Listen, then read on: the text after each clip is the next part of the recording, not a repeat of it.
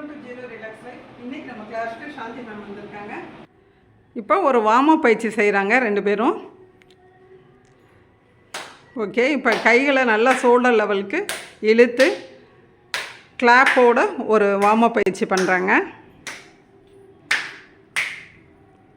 Zoom பண்ணி காமிக்கிறேன். இது வந்து தோள்பட்டைக்கு நல்ல ஒரு வலிமையை ஸ்ட்ரென்த்தை கொடுக்கும். ஓகேயா, இப்போ அடுத்து ஒரு ஆசனம் செய்ய போகிறாங்க. இப்போ நம்ம பார்க்க போகிறது விருக்ஷாசனம்.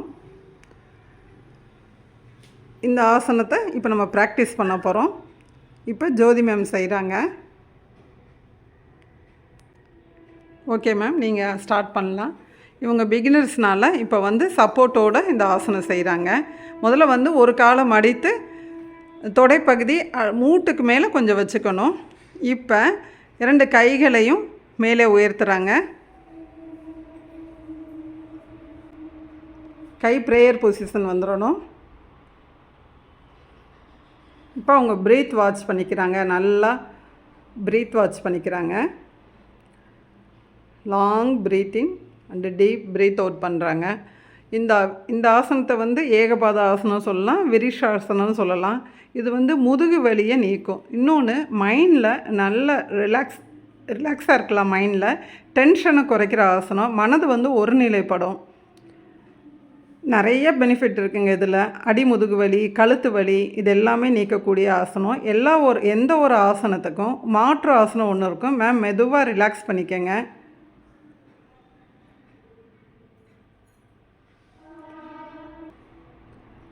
ஓகே, இப்போ அடுத்த கால் மாற்றி செய்கிறாங்க. ஓகே, இடது காலை இப்போ மடித்து வைத்திருக்காங்க. உங்கள் மூச்சை இது நல்லா செய்ய ப்ராக்டிஸ் ஆக மூச்சை இழுத்துக்கிட்டே நம்ம வந்து கைகளை உயர்த்தலாம். அப்புறம் ஹோல்ட் பண்ணிக்கலாம். அப்புறம் மெதுவாக வெளியில் விட்டுக்கலாம். இப்போ பிகினர்ஸ்னால் நார்மல் ப்ரீத் வாட்ச் பண்ணிக்கிட்டே இழுக்கிறாங்க. இந்த விருக்ஷாசனம் செய்கிறப்ப அன்றைக்கி முழுவதும் காலையில் ஒரு 2 மினிட்ஸ் நம்ம நின்னா போதுங்க. நம்ம வந்து அன்றைய நாள் முழுவதும் நம்ம வந்து பிரிஸ்காக இருக்கலாம். நம்ம எடுக்கிற எல்லா முடிவும் ரொம்ப பெர்ஃபெக்டாக இருக்கும்.